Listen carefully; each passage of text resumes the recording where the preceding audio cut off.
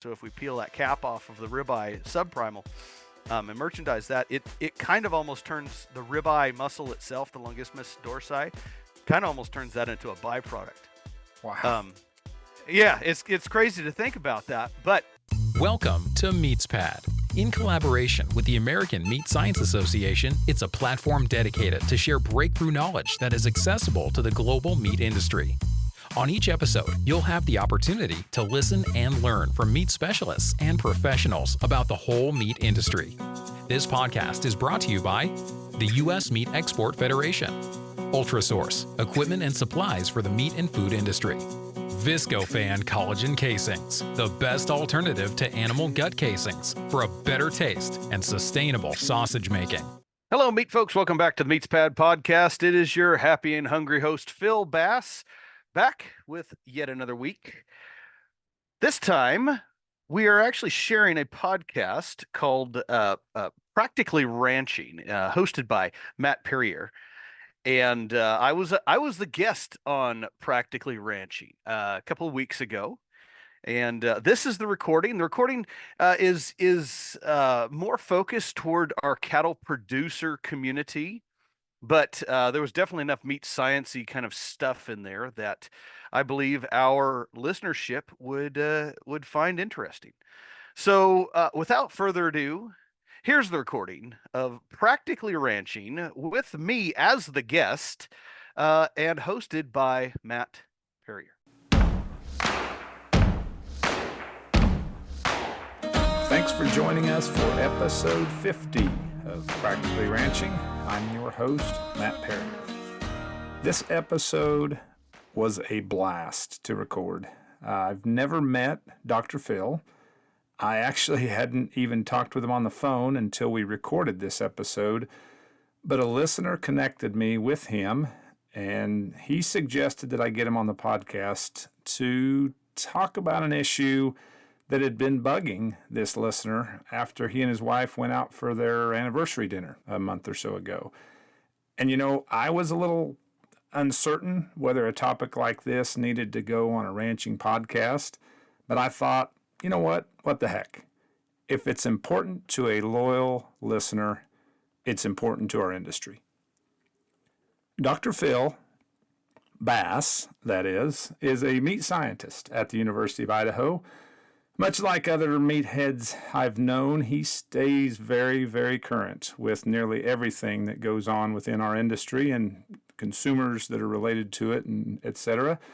And he isn't afraid to address all of them when he needs to. As Dr. Phil says, he knows a little about a lot of things. So we cover the gamut. We hit human nutrition, beef cattle genetics, livestock selection, value-based marketing, politics, economics, animal ID, exports, public lands, beef promotional efforts, restaurant wait staff training, and then we touch on the meat science topics of carcass weight, extra ribs, higher USDA grading standards, and finally, portion size of steaks today, which is what the listener obviously called to connect me with Dr. Phil about. Full disclosure, I ran through a whole host of titles for this episode before I finally settled on the one that you just clicked. Believe it or not, some of them were even in poorer taste than the one that we chose. But when you've got a guest named Dr. Phil for a podcast on Valentine's Day, how can you resist? True to his name, Dr. Phil is intelligent, he's thoughtful, he's passionate, and he is the kind of guy that makes me proud to be an agriculturalist and a beef producer. And I'm pretty certain that you will agree. So thanks for joining us. I hope you enjoy this conversation with Dr. Phil Bass on Practically Ranching. Well, that'll get folks to tune in anyway, won't it? Exactly. Then they'll go, man, he sounds a lot different on the podcast. Yeah. Sounds much taller, right? Right. Yeah. Yeah, you may not quite have the crazy stories that Dr. Phil would in terms of Valentine's Day, but I guess I first have to ask you, if you're taking a Valentine out for dinner, obviously you're going to order a steak.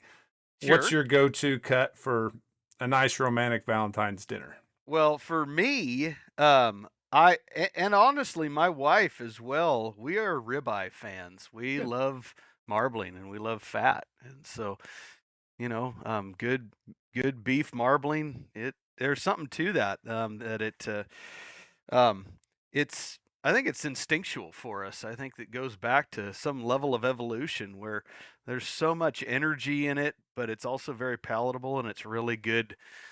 It's a really good type of fat, and it's usually plentiful in a ribeye. So we So like from ribeyes. yeah, I do too. From a food science standpoint and from a consumer trend standpoint, I grew up in the 80s and it was the war on fat and we couldn't Yeah. make them lean enough. And obviously, up till 1996, we saw what that did to consumer demand. And since Yep. then, we've been kind of climbing back. What has changed in that arena in terms of science and also acceptance? I mean, we're even having some nutritionists. We've had one or two on this podcast that talk about, from a human nutrition standpoint, how fat got thrown under the bus and it was a terrible thing. And as we Yeah. replaced it with carbohydrates and things like that, we've actually made people less healthy. Where Mhm. are we on that spectrum? And are we finally seeing some adoption of the fact that fat isn't all bad? Yeah, to first answer your question, I think a major change occurred in beef demand when we started refocusing on marbling and on Yeah, fat and taste. sure. Yeah, you're right. Growing up in the '80s and the '90s, I remember showing beef cattle in the '90s, and they all kind of looked like racehorses. They were tall and lean, Yeah, yeah. and we have greatly changed that to the point where it's funny. You look at old photos of beef from the 50s and 60s, and we're not there. I mean, those were no neck pigs, really, what we had back then. But I think we have really started to optimize the beef animal, and marbling has driven that, and people are realizing that if we're going to spend the money on something that is not the cheapest in the meat case or not the cheapest on the menu, it needs to be good and it needs to be satisfying, and we need to have good value. I my previous employer, the Certified Angus Beef brand, I'm still very much branded, but I also really applaud all the other brands that are out there that have seen the success. And it's not marketing, guys. It is not. They're good at marketing, but it's the specifications that come along with it, and they were the ones that really helped to change the tide. You can look at beef demand and when those brand specifications came out, and it was about marbling, and that's what they really hang their hat on. And so now we have, oh gosh, dozens, if not still in the hundreds, of beef brands that are listed by USDA, and overwhelmingly they're focusing on marbling. And when we started doing that, and the packers realized that it's easier to sell that, uh, they started to provide premiums, and that's where we need to be focusing. And then the premiums went back to the feed yards. The feed yards realized that if we bought the right types of cattle who were predisposed to marbling, then we're going to have an easier chance of gaining those premiums. And so I believe that has helped to drive the change in beef demand, and we're giving people what they want, not just saying here's what we got. And we have to be very careful about that, because there's a lot of producers out there saying, well, I have cattle and you should buy them. Well, there's a lot of car manufacturers out there that say, I got a car, you should buy it. And gosh darn it, we're not going to buy something that we don't want. Your second question on nutrition, and gosh, yeah, I've been really beating that drum pretty heavily lately on the meat side of things, and the value of meat in the diet. First off, Dr. Shailene McNeil at National Cattlemen's Beef Association. I Sure. mean, that was probably one of the most fun podcasts I've been a part of. I have a podcast myself, and Oh, so good. one of the most fun interviews that I've had recently was just visiting with her about the great uses of meat in the diet, and especially beef. And then more recently, visiting with Dr. Eric Berg at North Dakota State University, and he focused more on using the pig as a model for human nutrition, Hmm. just because they have such a similar digestive tract. But he fed them hamburgers, Oh, wow. and gosh darn it, it made them lean. It helped them with muscle growth. Now, to just feed them straight up hamburgers, that's not necessarily a good thing. It's not a good thing for us either. We need to have a good balanced diet. But meat in the diet is critical. The war on fat was the wrong thing. We had to change that. And now having fat in the diet, I think folks are starting to realize it's satiating. It Right. fills you up. You're not hungry shortly after. If you eat just I don't know, a candy bar or something, you're gonna get that shot of glucose. You're gonna get that shot of sugar, and it's great for the brain, and it makes you active for a short period of time. But it declines very rapidly, and it messes with your insulin levels, and so that makes you sleepy. Right. Okay, so if you have protein, animal protein in the diet, especially something like beef, where you're also getting some of that dietary fat, you're going to feel full longer. You're not going to want to snack. And that dietary fat is great for muscle energy. I mean, that's the energy that our muscles want to use first.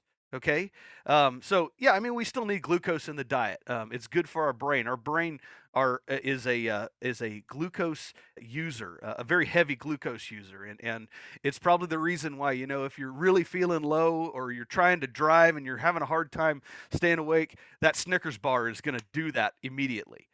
But you also need to be snacking on some pork rinds or a beef stick or something at the same time to extend that energy level. So anyway, I'm going on and on about this, but I think it's a pretty cool subject. No, it is. And when a meat scientist talks about the two things that you've just talked about for the last 6 minutes, one being beef demand and consumer demand and basic trickle down economics from consumer all the way back, and then flips the switch and gets to talking about human nutrition and why it is that what we were told through the late 70s, 80s, 90s, Yeah. in terms of, no fat, no real, what I would say, bodybuilding protein. I look fast forward to today, look what's happened. And that's why you're on here. And this is why I go after guests who, like yourself, don't just know one thing pretty well, but see that it's kind of this holistic thing. We have to know a little bit about all of it. So, It's all tangled up. That's why I love being a meathead, because I have to know a little bit about a lot of things. Yep. And I feel like I do know an awful lot about just meat fabrication, beef especially, but I have to know a little bit about a lot of things, because that entire everything that you do to that animal, all the way from the point of genetic selection, is going to impact that meat finally. And that's the final product. And we have to continue to remind our producers. I was just over in Salmon, Idaho, talking to a group of ranchers over there, and I always like to quiz the audience and say, "What is it that you raise?" And it's funny to see some of the old timers say, "Well, weaned calves or fat steers." No, you are raising food, and if people don't want to buy it, you're no longer ranching. You just have a petting zoo. I mean, we have to have something that people want, and they want to buy it, and we want to buy it again. And that's where, if we're focusing on high quality genetics and good management and picking the right animals and feeding them well, and marketing them appropriately, we're going to have a sustainable economic system, and it's going to be able to be passed on. So I didn't invite you on here to talk about this, but I have to ask, when you do have that rancher, because I hear that more today. We went through this whole focus on the consumer movement about the time we were seeing branded beef kind of in its infant stages. And we said, we have to focus on the consumer. We have to look at beef quality assurance and making sure that we're handling these cattle while they're alive and being developed in a way that makes the best eating experience. And, we moved the vaccination location to the neck. We did all these things as an industry that were just basic consumer demands that we weren't meeting. And then we went to the branded beef movement and we went to more marbling and more tenderness, et cetera, et cetera, et cetera. Now I'm hearing more and more producers that are going, by gosh, I'm doing all this stuff and it's just making money for the feed yard that bought them from me, or it's just making money for that packer that's selling it.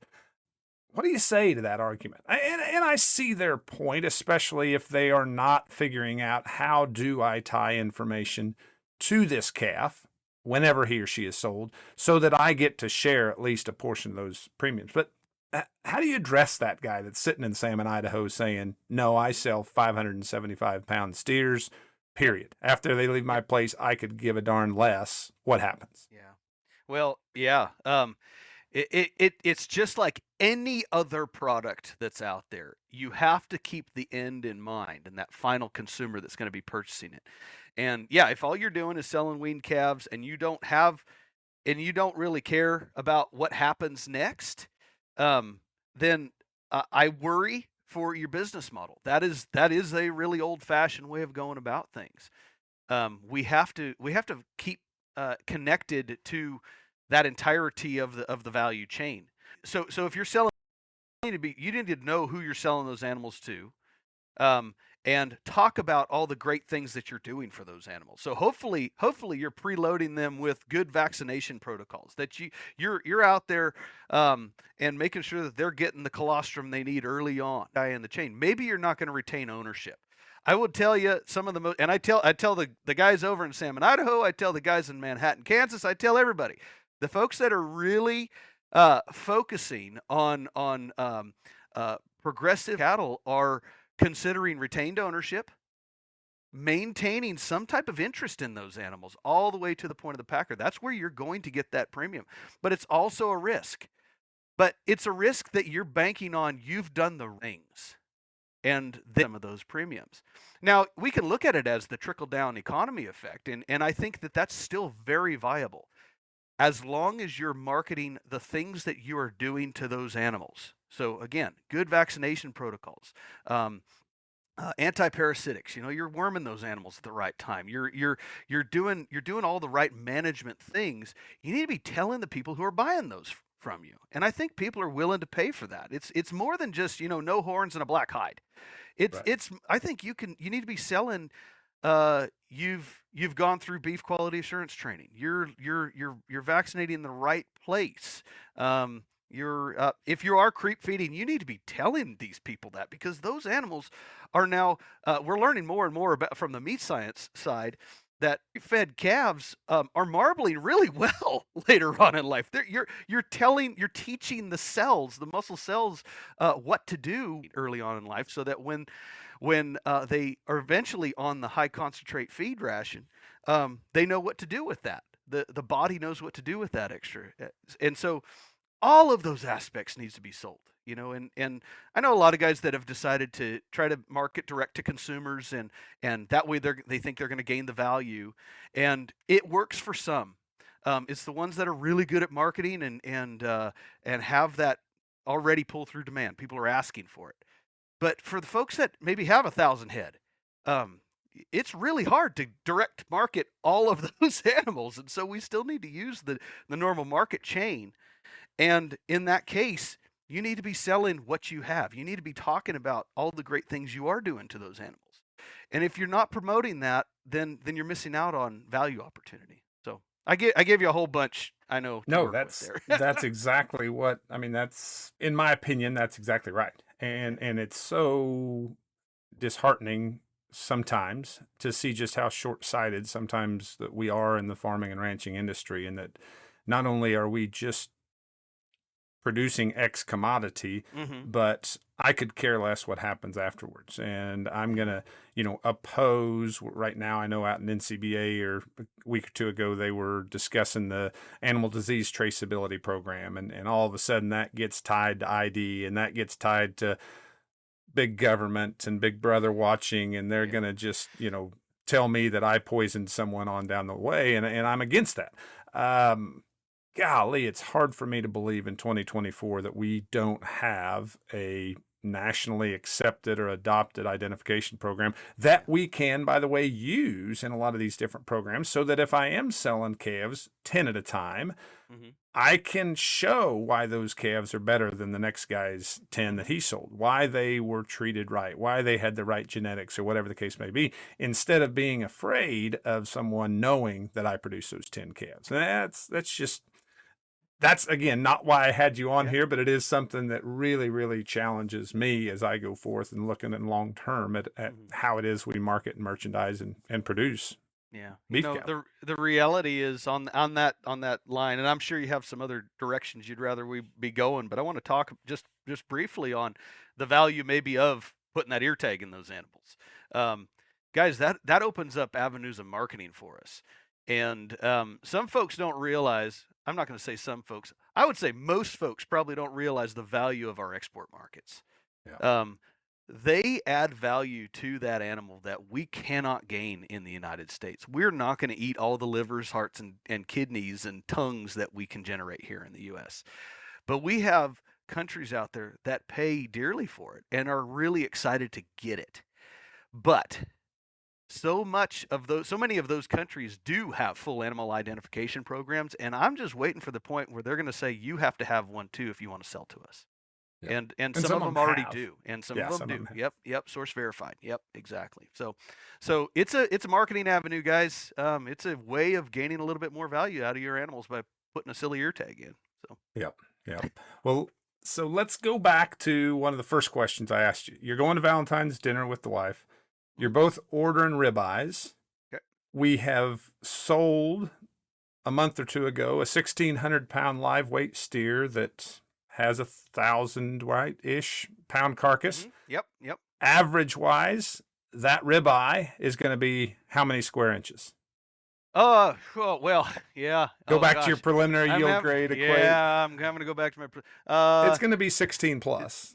It could be. Yes, it could be. Yeah. It doesn't have to be though. And this is the fun of the meat science side. So okay, let's all right, go. Hold on. I hope you brought your seatbelt because this is kind of cool. Okay, back to the branded beef programs. Okay, and we could say certified Angus beef. We could say Sterling Silver, Chairman's Reserve, Swift 1855. The list goes on and on and on. Many of them actually have a ribeye area specification, which means you can't make it over 16 square inches and get the premium of those branded beef programs. Okay. Right. So here's what I have observed. Yes, the old preliminary yield grade calculation would say it's probably over a 16 square inch ribeye. All of it depends on fat thickness as well, and Sure. and other factors. But yes, it's probably going to be over 16 square inches. What I'm observing is it's not. What's happening, what I'm seeing is, yeah, cattle are definitely fatter, and that's going to add to that extra weight. They're getting longer. Yeah, which is kind of cool, which makes a lot of sense because if you think back to, you and I are probably about a similar vintage, and when we were learning how to judge livestock, the big one, the long one wins. Okay, Right, so right. we've selected for long animals. We've done this in pigs already, where we've actually added ribs to the pig because we've selected for longer animals. And so now that we're getting bigger bellies and longer loins, and there we are. So I'm noticing some of the really high hot shot genetics that are out there, where there's this mysterious 14th rib showing up. Yeah. Cattle are supposed to have 13, according to my books and the things that I teach in class. But this mysterious 14th rib is popping up occasionally, and I still get the opportunity to do an awful lot of beef cutting, and it's fun to see that. Sometimes it's just kind of what we call a floater rib. It's just an extra little thing that's hanging out there. But I've seen just straight up, this is an extra full-on rib. And what we're doing is we're just telling nature we want them longer because we're going to get more of those middle meats. And so nature says, fine, but we have to put some structure in there, and that's what nature's doing, is throwing an extra vertebrae in there, which adds an extra rib. So all of that to say, yes, we may be getting really, really big animals, which is awesome because that's more meat. Leads to little complications on the fabrication side, but we're meatheads. We'll figure that out. They're getting longer. They are. And yes, we're getting some really big ribeyes, but I wouldn't say that it's an overweight. I wouldn't say it's a big problem. I'd have to go back and look at the recent beef quality audit to see, but I think we're still in a pretty similar average of about 13 and a half square inches. Yeah, yeah. And back on the extra rib conversation, this has been a while ago, and so I had to reach back. But episode 22 of this podcast, which was October 22, I had Dinah Clark from CAB on, yeah. and she said the same thing. And in fact, when I saw her doing a cutting demo at the CAB conference when I met her, she mentioned it up from the stage that more and more they were seeing this, not a floater rib, but an actual attached rib, which, I mean, we always laughed about the fact, wouldn't it be great if we could make a longer longissimus dorsi? Yep. Wouldn't it be great if we could make those middle meats that drive so much value, especially on these high quality type of carcasses, into said carcass? Wouldn't it be great? Well, guess what? Maybe we are. And I think everybody who's listening to this knows why a big ribeye is bad, especially in food service, but even sending home. But if I wanted let's say a 14 ounce, 16 ounce, you make the math work, but what I would call a pretty good sized steak out of a 16-inch ribeye. Yeah. How thick is it going to be? It's going to start getting almost less than an inch. At 16 square inches, you might be just less than an inch, and it depends on the fat and everything else that's adjacent to it. But it just keeps getting thinner and thinner, and so it's kind of counter to what production is being told is like, make them big and more muscle weighs more, and that's great, but it is harder to sell those really, really big ribeyes. So I don't think, as an industry, that in any time soon, I mean, we've added carcass weight every year for ever and ever and ever, it seems like. It's an average, linear average of about 5 pounds of carcass weight each year that we're adding. So if that is linear and has continued, and we're seeing reduced cow numbers over the next 3 to 5 years for sure, and who knows what after that, we're not making these things any smaller. No. How do we, from consumer demand is driving the bus. If that consumer wants to buy a 14 ounce or a 16 ounce, or gosh, I mean, the guy who told me I needed to get in contact with you, Bryce, if you're listening out there, Bryce Borer said, you need to have this guy on your podcast because we need to talk about portion size. And so that's why you're here. Okay. You can send him the hate mail. No, that's all right. But, and I'm glad that he called me. Yeah. But his deal was, I just went out for my anniversary with my wife, and you know what? A 10, 12 ounce steak is plenty anymore. Sure. And if I want a 10 ounce steak, that thing's going to be 3/4 inch or less thick. Yeah. Why don't we start cutting these ribeyes in half? Why don't we start figuring out how to portion size these so I can nobody wants to talk about a thin, juicy steak. They want a thick juicy steak. Yeah. How do we do it and not compromise the efficiencies of production and scale and everything that we've done in this industry to put up with 1,000 and 1,100 pound carcasses? Yeah. Oh gosh. Oh, I have so much to tell you right now. Hanging out with the chef groups over the years, they're in the fine dining restaurants where you're going to see the steaks and everything. They're making a 3-dimensional art project, and what I like to say is it's altitude is attitude. If you can get some thickness to that steak, it's going to look better. It's going to be easier to prepare. You're going to get the right degree of doneness you're asking for. A really thin steak, there's only 2 degrees of doneness. There's raw and well done, and that's it. There's not much in between. So a thicker steak is going to look better, and it's going to be prepared right, and this and that. Okay, so that's correct. I remember when I was in graduate school, and maybe this is probably going to really start dating me, but when I was at a National Cattlemen's Beef Association meeting, I believe it was one of the winter meetings, and this topic has been around for some time. We're making them big. Oh yeah, right? We were talking about it. Yeah. We were talking about it when we were getting up to 850 and 900 pound carcasses. Yeah. Which okay, for my research dissertation in graduate school, if I was looking for exceptionally large carcasses. So if I found an 850 pound carcass, I'm like, woo, this is the one. We're gonna make we're gonna make some changes here. Well, heck, guys, the average right now is over 900 pounds. Average. Oh, so like 850 pounds. We're not even scratching the surface anymore. Look, and you know what? That's a testament to the efficiency, the great things that are happening out there. The producers are doing the right thing. We're raising the right animal. Okay, great. So some might be arguing with that in terms of how big is too big, but that's another podcast for another time. I agree. You're right. Because, well, and that conversation has come up in the past, and I've asked that question, and it's going to come down to how big of a cow are we willing to maintain? Right. How far in the mud are we willing to let her sink before we're like, you know what, she's just a bit too big. She eats too much, and anyway. So, and yes, I would also agree. say that same system, again, editorial way sidebar, but the same system that demanded marbling and high quality cattle that has gained us back consumers and driven value into our beef industry, that same system of value-based marketing is going to have to send signals that says, okay, enough's enough. We're not just going to not allow 16-inch ribeyes into CAB. We're not going to allow 1,100-pound carcasses in the door or 1,700-pound steers. And until that happens, until we don't just have this little discount for heavies, but an absolute, we're going to pay you more if you send us 14-inch ribeyes and down or whatever, we won't see that change. In my opinion, we won't see that change. But anyways. The mission of USMEF is to increase the value and profitability of the U.S. beef, pork, and lamb industries by enhancing demand for their products in export markets through a dynamic partnership of all stakeholders. Simply put, USMEF is putting U.S. meat on the world's table.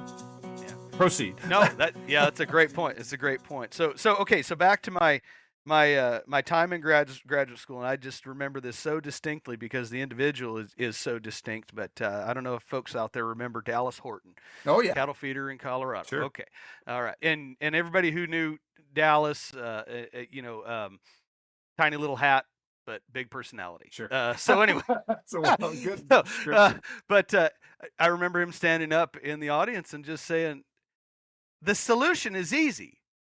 Cut it in half." And then he sat back down. Okay. So, us meat scientists, we all got together. We got our knives out.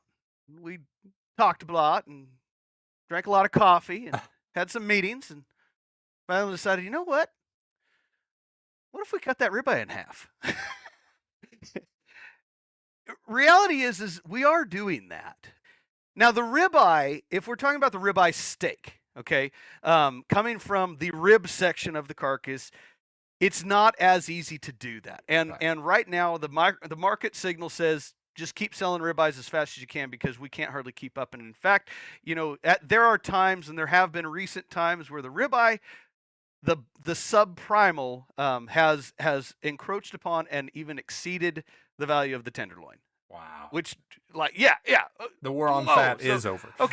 Okay, so we don't have a problem selling ribeyes, but what we do need to more focus on, just to continue to maintain the consumer demand, is the rest of that longissimus muscle, the longissimus dorsi muscle, okay, that goes into the strip loin. Right. And that's where the value for cutting those things in half is really going to make a difference, because that's fewer muscles that we're dealing with. It's really one single muscle at that point. And for those who are out there that aren't familiar, strip loin is the big side of a T-bone. Okay, and when we make it boneless, now we have a New York strip steak.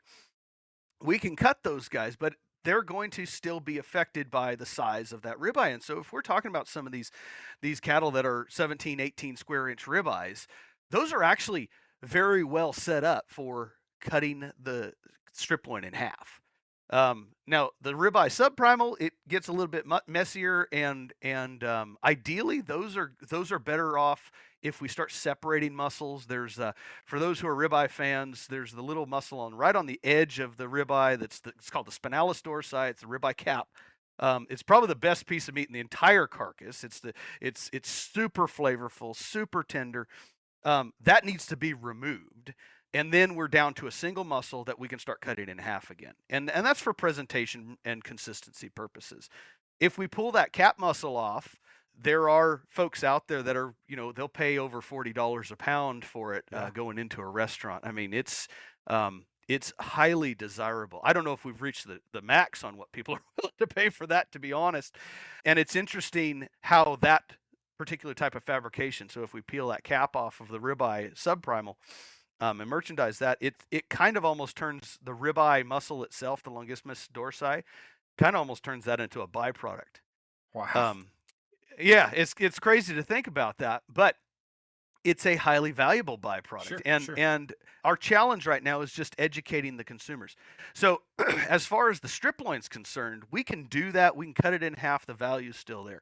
If we start peeling apart that ribeye, the folks that do the steak cutting, so the distributors out there that are cutting steaks for restaurants and that, it's harder for them to truly make money on that. They're better off just cutting a thinner ribeye, and people are still buying it. And it's kind of like the argument where, beef's really expensive in the supermarket, and I think that's gonna cause a decline in consumption. I don't think that's happened. No. I think people just complain more, and they still buy it. Yeah. I think the decline in consumption is just the availability that we have right now, and the extremely small herd that we're about to have, and everything. But I could be wrong. An economist could probably tell me different, but I'll stand my ground and say, people still want meat. They're still buying beef. They're just complaining more. Well, Bryce, you're complaining more. yeah, and for years, every time, and I think, again, this is a function of now serving a high quality product, but for years, every time the cattle cycle got a little short on supply and beef prices went up, and I'm talking prior to 96, 2000, somewhere in there.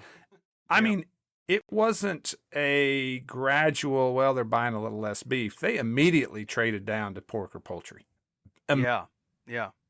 The last cattle cycle or two, it hadn't happened. And the economists, as you referenced, will start talking about inelasticity of demand and that we've separated ourselves from the rest of the protein complex. And if somebody's going to buy steak, they're going to buy steak.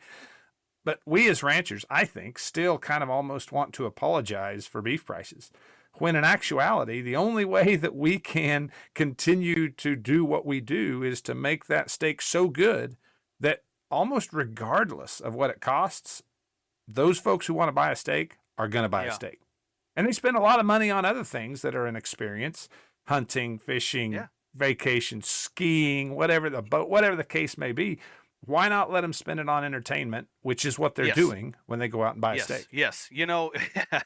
I used to joke, we have to take a play out of the playbook of our friendly local drug dealer. They got something that people will pay for, and will pay anything for, and I think that's where we're starting to hit a bit of a stride. You're right. I think the economists are right where we have disconnected from the other protein. It's not a trade over protein. It is beef is something that is highly desirable. It tastes different, especially North American beef. We have it. Right. We have hit a stride for sure.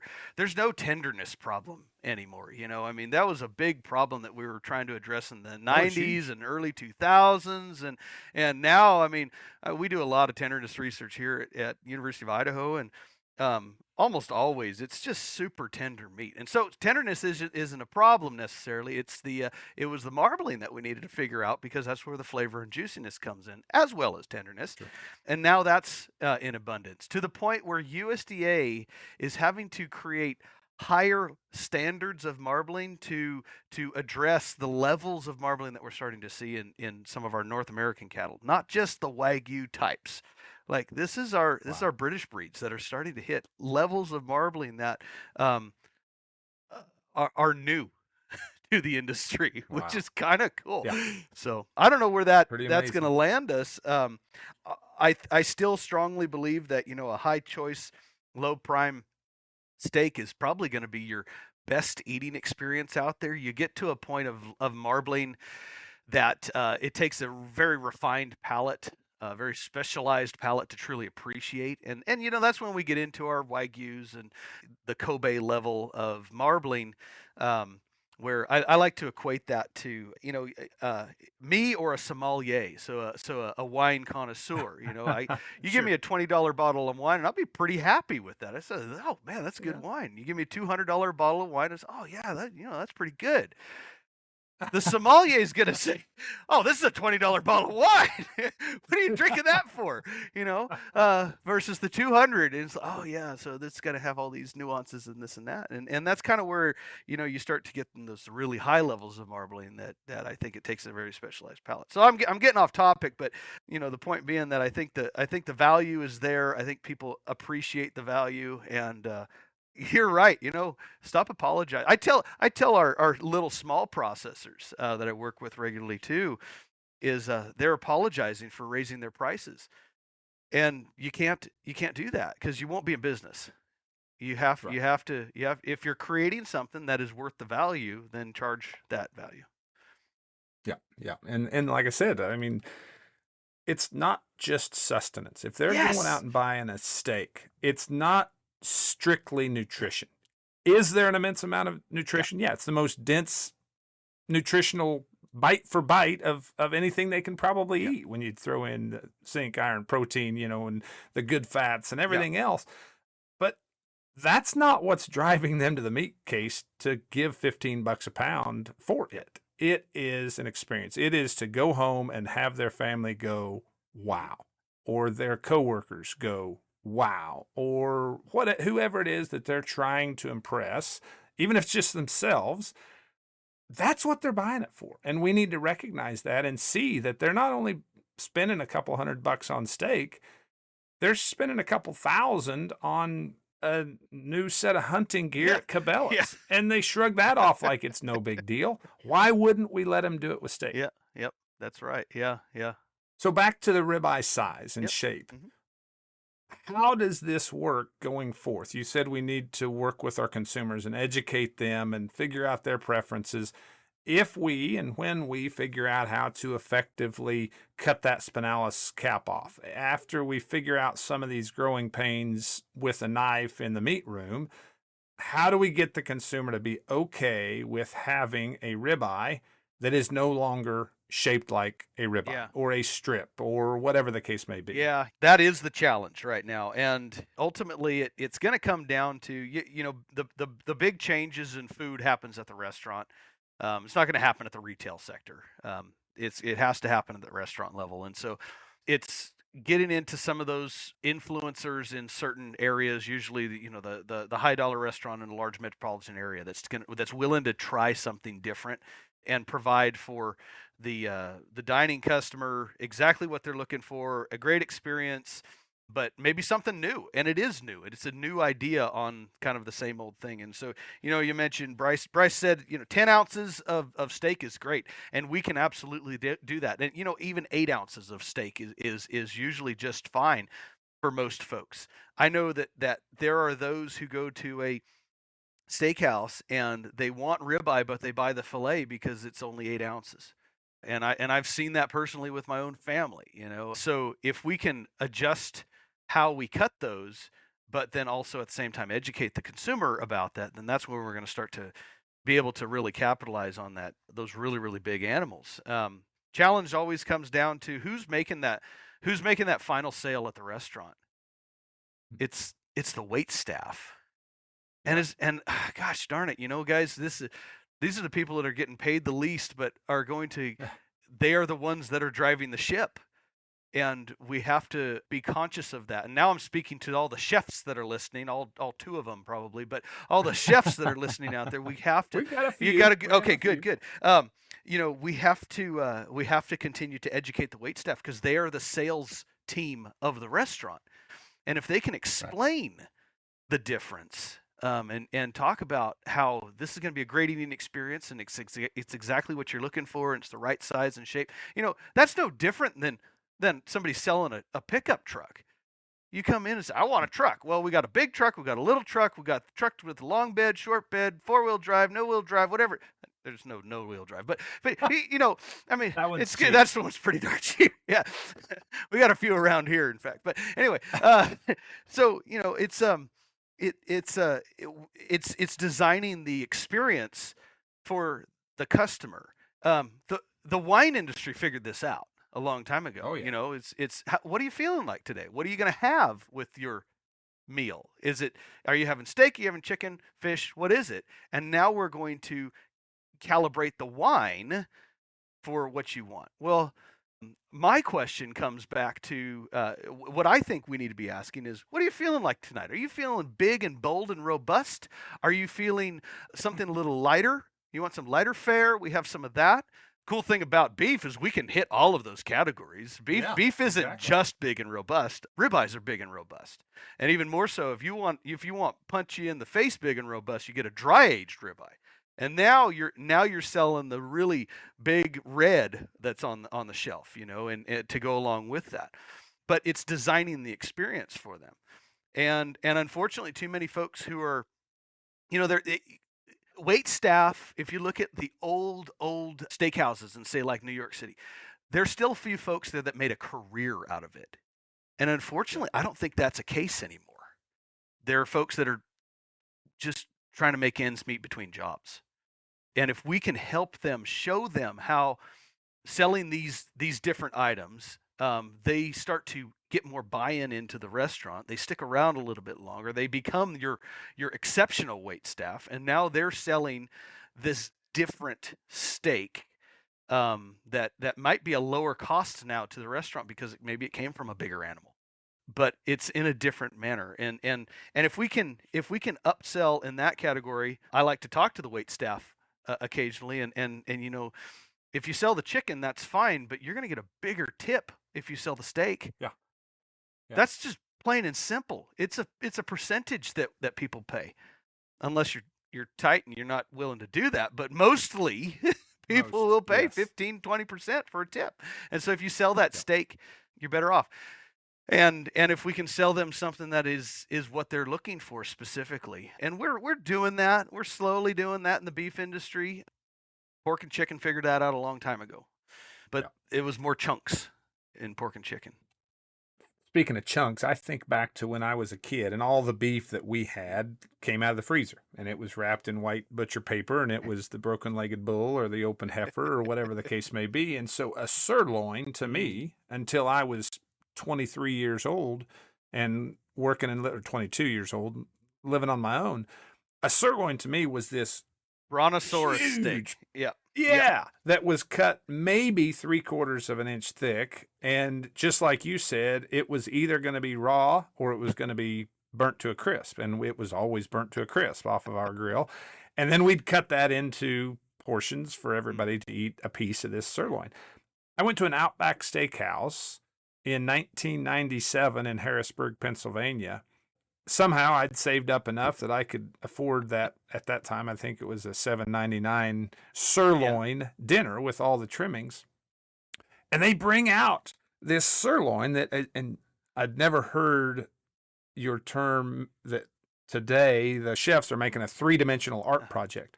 But this Outback Steakhouse had, in my opinion, a 3-dimensional art project. It was a sirloin cut like I'd never seen a sirloin. And the thing was phenomenal. It was red and juicy, but the reason it was because it was 2 inches thick by 2 inches wide by 3 inches long. It was a cube of steak, and I loved it. And if we can do that with a sirloin, why can't we do that with a ribeye? And it's interesting to me that I just think of it as strictly a consumer issue and or strictly a packer or further processor that's a steak cutter. I think those are the two choke points. And you gave a really good perspective that it may very well be that wait staff at the restaurant that is the one that we need to lean on. We need to be helping them, and I'm glad you brought up the Outback example, because I meant to mention that. So Outback Steakhouse really popularized what we call now the baseball top sirloin. And so it's exactly what you're proposing to do with a ribeye. We took this big old muscle group that comes from the rump area, and now we just cut it into half and even thirds. Right. And it's fantastic because, and part of that, and this is where, meat science, we might come up with an idea, but sometimes we're really bad at selling it. But if you look at the top sirloin, like you're saying, so the old-fashioned brontosaurus top sirloin steak actually has 4 muscles in it, and every one of those is going to taste different. And one of those muscles, the biggest one, has 2 what we call heads to it.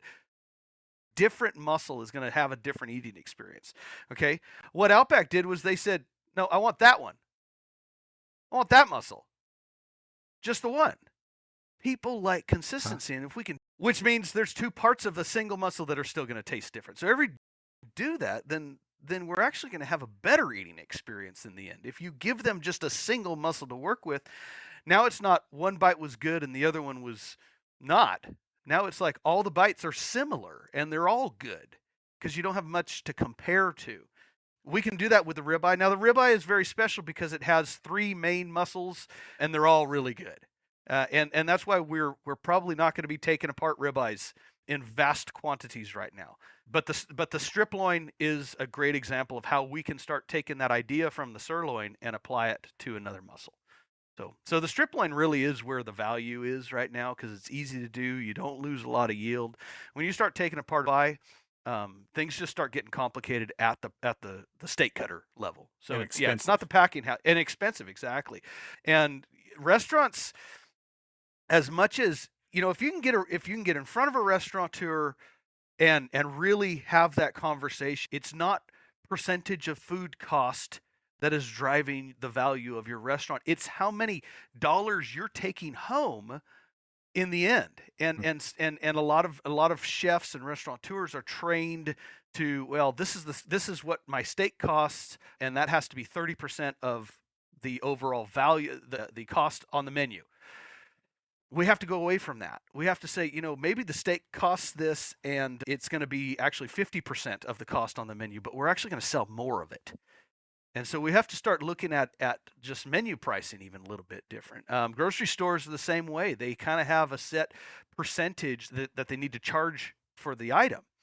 And we need to take a step back and say, well, we could probably sell more of this if we just lower the calculation percentage, or actually raised it. So we would say, well, the overall sale cost is actually going to be 50% of what it is, but we're going to sell more of it. So we're going to get more steaks through the door at a little bit lower cost, but we're going to sell a lot more of them. So there's more dollars coming home in the end.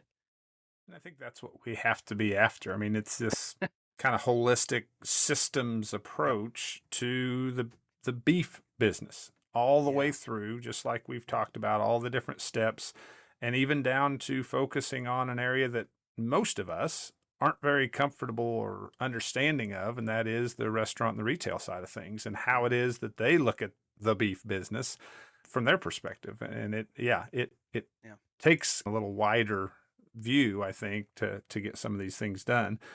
Yeah. So final question, this will be the easiest one. If you are beef king for the day, priorities, let's say if you could pick three things in order, what from now for the next 30 years drives the most consumer dollars back into our business? Told you it was easy. Yeah, well, is this a political podcast? This is everything podcast. How crazy are we going to get here? Because the crazier the better. Listen, so I've been thinking about this, and in fact, something really hit me the other day. So I get a chance to talk to a lot of beef producers and packers and processors and restaurants and everything. It was when I was going to hang out with the sheep guys. Okay, we can't talk about that. No. It's all right. It's okay. And something really hit me that I think is very evident right now in the beef world is there's we don't sell a lot of sheep meat in this country. And why is that? Well, okay. There's a where you're going. There's a historical background to that, but I believe we could probably sell a lot more sheep meat in this country if we had more of it to sell. Based on some of what I've just more recently started to observe in that industry. But we're not raising more sheep.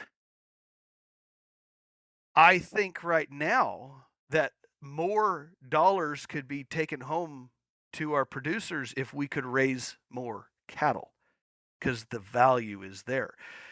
I believe we can do it because of the innovations that we have been able to gain in farming practices and just overall agricultural technologies that are available to us. We can make more beef.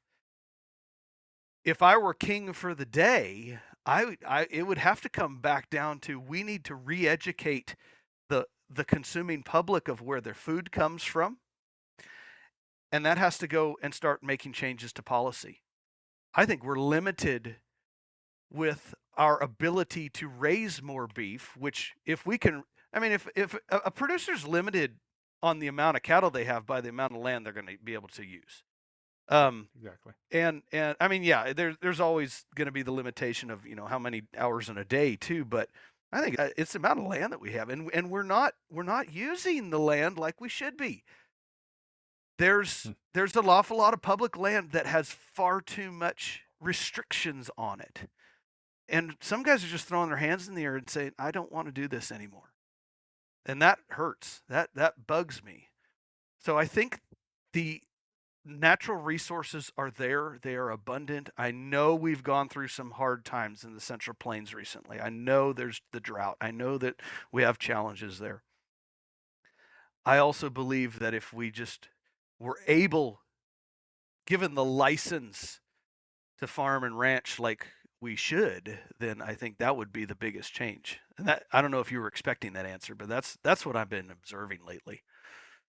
The one thing I like about meat scientists is I never know what to expect. Wit, dry humor, I said this to Diana Clark when she was on here. I don't know what grad level class it is when you enter meat science masters and PhD programs, but each one of you comes out of it with that. You never know what you're going to get out of it. We all got a screw loose, I think. Yeah, too many days in the cooler. I can't disagree. Yeah. So that's one. Okay. Do I still have two other wishes? Yeah, that you can two grant more. me? Okay. Do they get crazier?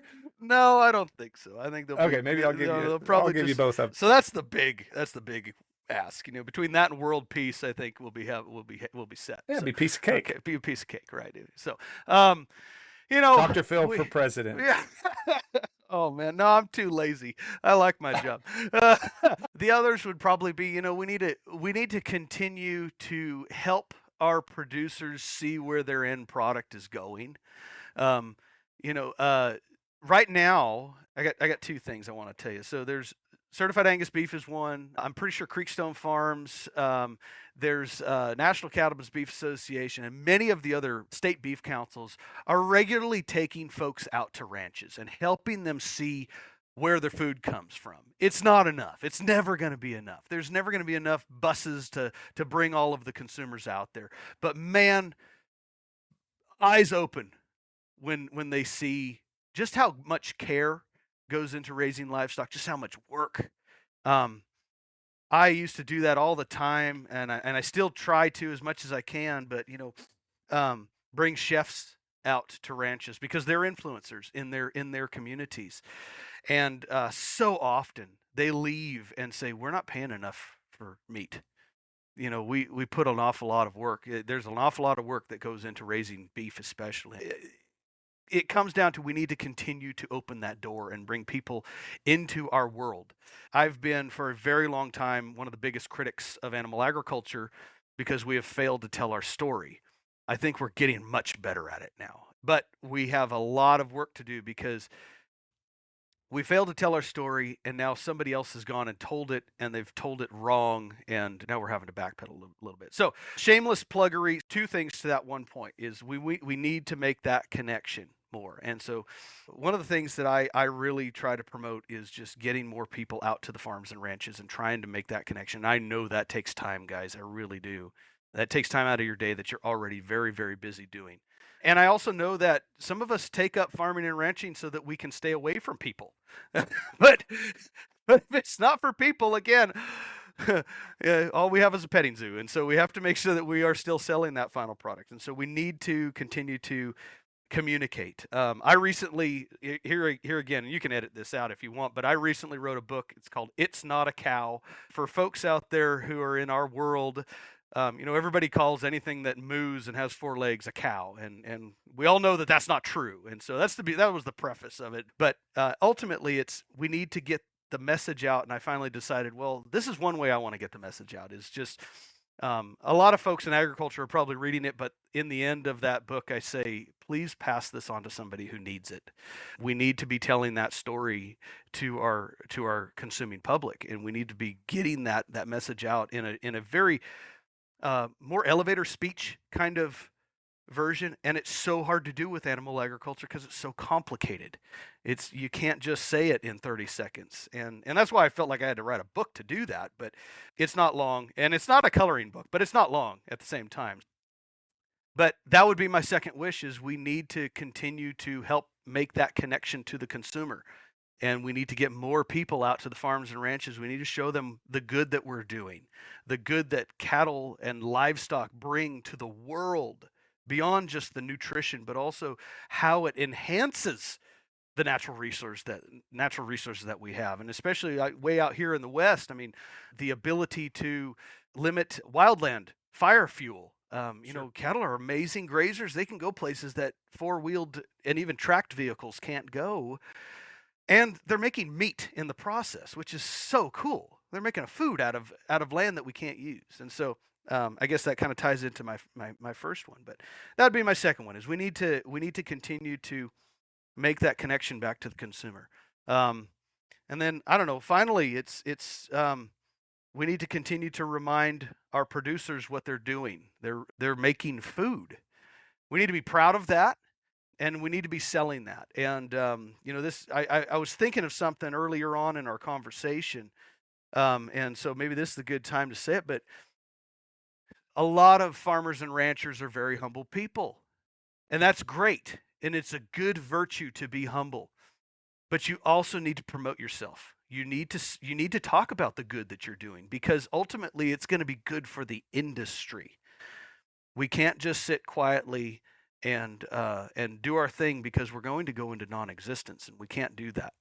That's not right. It's not right for the world, and it's not right for our industry. So we have to tell our story.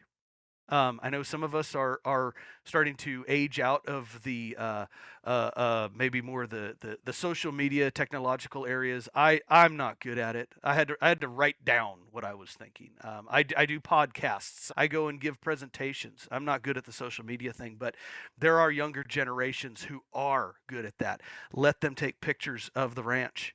Let them tell about the story. People want to know where their food comes from. And that's why they're getting this misinformation sometimes, is because they just start looking, and somebody else who's really good at marketing and doesn't like what we do has already told the story. We have to tell our story, because we have a great story to tell. And if we do that, then we're going to continue to have demand. I believe my three wishes are relatively tied together. Ultimately, my goal in life is to drive demand for animal agriculture. I want people to eat meat. I don't really care which animal it's coming from. I do care where it's coming from. I'm not a big fan of the cell-based stuff, but I want our producers, I want our farmers and ranchers to be successful. I want them to have a comfortable life. I don't want them to feel like they're slaves to their land or the government. I want them to be feeling like they're serving their communities by raising livestock and by making food. How virtuous can that possibly? I think it was George Washington said the most noble and virtuous pursuit is agriculture. Yep. You're using what the Lord gave us to serve humanity. Wow, what a job description, huh? So Exactly. let's remind ourselves of that. Well, I can't believe that I invited a meat scientist with whom I had never met, spoken, hardly ever even read about, and yet you basically did my job as a podcaster for me, because I usually have to tie something up here at the end of it, and there is nothing more to say. I mean, that is as spot on as I've heard anybody put together as to who we are, some of the good and bad of who we are as beef producers, but also why we do it and why we need to not just practice care and respect with these animals, but tell folks just how much care and respect we have for them and for our livelihood and for our businesses and our family legacy. And yeah, I should have known that Dr. Phil would come on here and be philosophical about humanity and why it is we do what we do. I didn't see it coming, but I'm glad that you're here to share it. I appreciate it. Well, you go out and have that great ribeye and 2 ribeyes with the wife tonight, and we'll all do the same across the nation and always. And I do want, before we go, what's your podcast name so people can go and listen? Yeah, it's called MeatsPad. It's kind of a funny name, but it was originally an idea of my co-host and the founder of MeatsPad, Dr. Francisco Najar, and I think I was maybe interview number 2 or 3 on there, and when we stopped recording, he and I just kept talking about ideas and how we need to get the message of meat out to even our meat processors, and that's kind of what it's for. And so, if you want to learn more about meat science and even just the business side of what it is that we do on the processing side, that's a good podcast to go to. It's available at all the usuals, and so MeatsPad, and we have an email if you have any questions about meat science at info@meatspad.com, and reach out and come hang out with us. Awesome. I'll put that on there. And then where should we get It's Not a Cow? Yeah. Oh, Your yeah. book. Great. Yeah. So It's Not a Cow. It's available on Amazon, Barnes and Noble, barnesandnoble.com. We're actually a bestseller for about a week there on that list, which was kind of cool. That is awesome. Yeah, and then thriftbooks.com. I've also seen it there. I'm a big fan of Thrift Books. If you're not familiar with that particular website, if you like reading and you don't like spending a lot of money, that's a good one to go to. So I'd say that you are in good company talking to folks on this podcast. If you want to read, educate yourself, and not have to spend a lot of money or time to do it. So that's probably why they're listening to this thing as they bounce along in the pickup or tractor or horse or whatever the case may be. So, well, I would probably be that guy that kept you on here visiting for another hour or 2, but I know you've got things to do, as do I and the listeners, so I'm going to end it there. But just thank you so much for everything you do on a daily basis for beef producers across the nation, not just in the Pacific Northwest. And thanks for being on here. Thank you. It was a pleasure. Thanks as always for joining us for this episode of Practically Ranching, brought to you by Dale Banks Angus.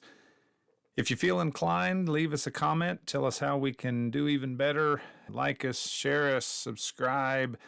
We're continuing to see great growth of the podcast. We love hearing from our listeners and getting those good ideas for guests like Dr. Phil. So if you've got an idea in that regard as well, send them our way. We can't promise to get everybody on, but I always like that input from listeners. So stay warm, take care of yourselves this winter and spring during calving and sale season, and we look forward to talking again in 2 weeks.